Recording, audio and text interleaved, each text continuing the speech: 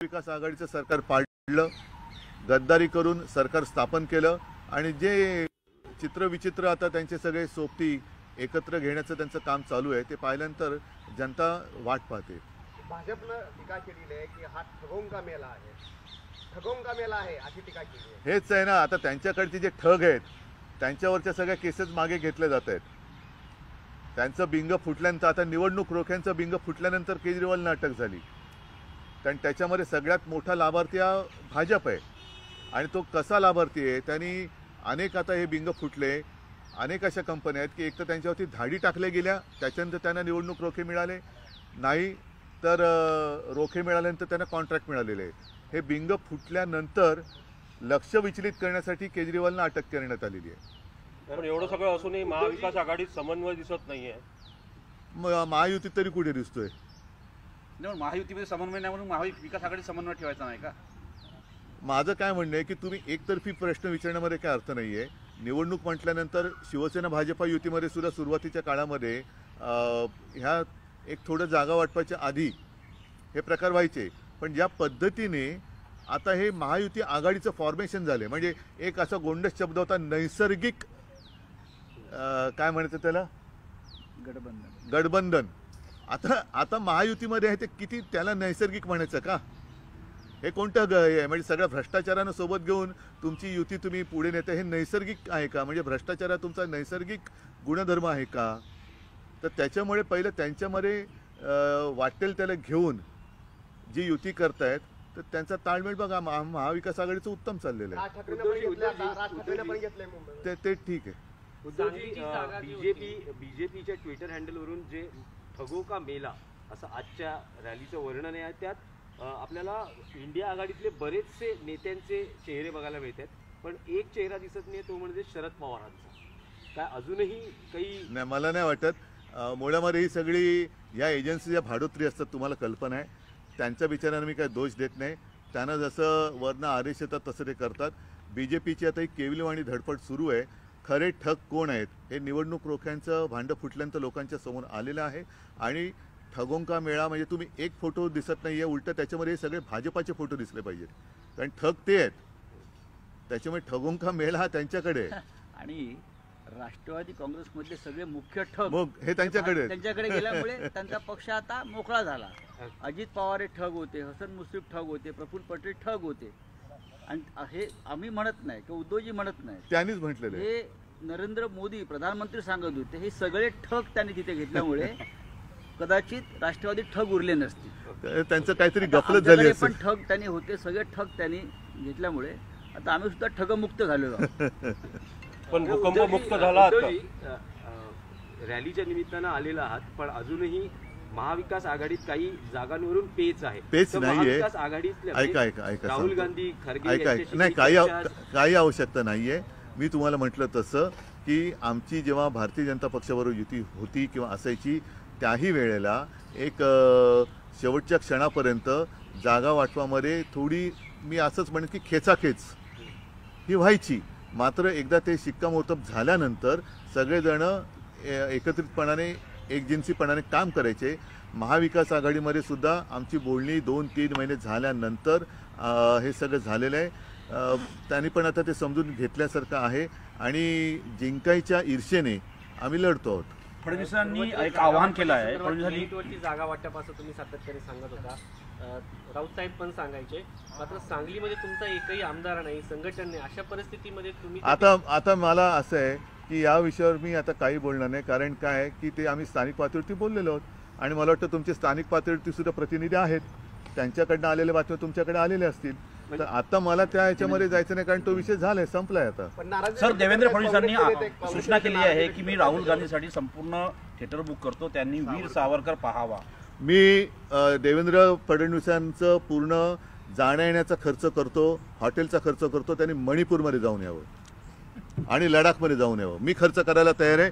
देवेंद्र फडणवीसांनी लडाखमध्ये जावं, त्याच्यानंतर दार्जिलिंगमध्ये तो नीरज झिंबा म्हणून आहे, त्यांना दिलेली वचनं कशी मोडली त्यांना जाऊन भेटावं, अरुणाचलमध्ये जाऊन यावं। देवेंद्र फडणवीसांचा जाण्या येण्याचा राहण्याचा खर्च मी करायला तयार आहे आणि काश्मीरी पंडितांना त्यांनी भेटावं आणि पाहिजे तर त्यांच्या आता बरेचसे, कारण आता काय ते बॉयकॉट बॉलिवूडवाले आता बॉलिवूडच्या नादी लागलेत. त्याच्यामुळे एखादा प्रोड्युसर घेऊन त्यांनी मणिपूर फाईल्स हा पिक्चर काढावा. चले हिंदी अरे ठीक आहे चलो.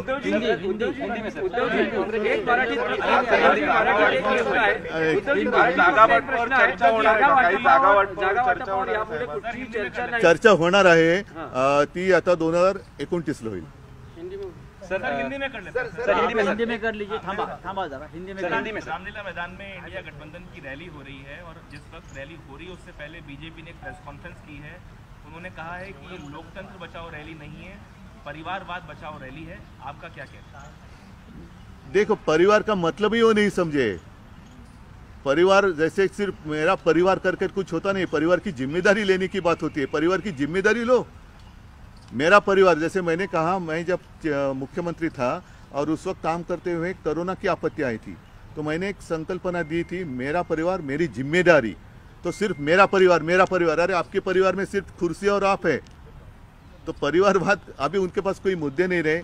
उनका जो एक नकाब था वो फट गया है और इलेक्ट्रल बॉन्ड जब से खुल गया राज उनका, तो देश में सबसे भ्रष्ट पार्टी, भ्रष्ट जनता पार्टी यानी कि बीजेपी, उनका ये नया चेहरा, जो असली चेहरा है, वो जनता के सामने आया है. सर बीजेपी ने ट्वीट किया कि वहाँ पे जो रामलीला मैदान में रैली होगी वहाँ पे ठगों का जमावड़ा है. तो मैंने अभी कहा ना, ये तो भ्रष्टों का पार्टी, भ्रष्ट जनता पार्टी. सारे जितने भ्रष्ट है वो साथ ले रहे हैं, तो इनसे क्या उम्मीद की जा सकती है. बीजेपी का कहना है कि अरविंद केजरीवाल के एक समय में गुरु अन्ना हजारे थे. अरविंद केजरीवाल के गुरु एक समय में अन्ना हजारे थे इसी रामलीला मैदान के अंदर, और इसी रामलीला मैदान में अब जो उनके गुरु हैं वो लालू यादव हैं. आपको वो कह रहे हैं कि जितने करप्ट लोग हैं, जितने करप्ट नेता हैं, वो सब एक मंच पे आज एकत्रित हो रहे हैं. तो बीजेपी के पास क्या है? बीजेपी ने जिनके ऊपर आरोप लगाए थे, कल परसों ही सीबीआई ने फाइल क्लोज किया. प्रफुल्ल पटेल, आरोप किसने लगाए थे? 70,000 करोड़ का सिंचन घोटाला, आरोप किसने लगाया था? आदर्श का घोटाला, आरोप किसने लगाया था? शरद रेड्डी, आरोप किसने लगाया था? और अभी कर्नाटका में वो गए माइन वाले ना, जनार्दन रेड्डी, आरोप किसने लगाए थे? नवीन जिंदाल के ऊपर आरोप किसने लगाए थे? तो सब ये मैं कहता हूँ कि भ्रष्ट जनता पार्टी है. तो जनता जो है, भारत की जनता, वो अलग है, और ये जो है भ्रष्ट जनता. और सब परिवारवाद जो कहते हैं, तो इनको भ्रष्ट परिवार जो है वो चलता है. सर तो परिवार के बाद, अगर परिवारवाद की अगर बात करें तो आप देखो ना, जितने सारे परिवार हैं वो सारे के सारे भ्रष्ट हैं, उनके पास चले गए. तो पूरा का पूरा भ्रष्ट परिवार हो गया Janata party Bharat. How do you see this BJP trying to bring all small parties like वो राज ठाकरे की, क्या मतलब? डूबने वाले को तिनके का सहारा एक कहावत है. तिनका इकट्ठा करके कोशिश करें तैरने की. अदरवाइज उन्होंने तो प्रैक्टिस की है समुद्र के तल के नीचे जाकर कैसा है देखने की. सर इंडिया की भी रैली है सर मेरठ में. अरे दिल्ली में प्रणिति शिंदे से नौकर थांबन जरा, एक मिक्स करू ना करना. सर इंडिया की रैली है मेरठ में, वहाँ से जो रामायण के किरदार निभाए थे राम का, अरुण गोविल जी वहाँ से उम्मीदवार हैं. दिल्ली मध्ये बोलतो. पीएम मोदी उनके लिए प्रचार करेंगे मेरठ से. दिल्लीमध्ये राष्ट्रीय राजकारणावरती बोला. मतलब उनको अभी उनके पास कोई नेता नहीं रहे, कोई कार्यकर्ता नहीं रहे. सब, मैंने जैसे पहले कहा कि बॉयकॉट बॉलीवुड कहने वाली यही पार्टी थी. अब उनको बॉलीवुड का ही सहारा लेना पड़ रहा है.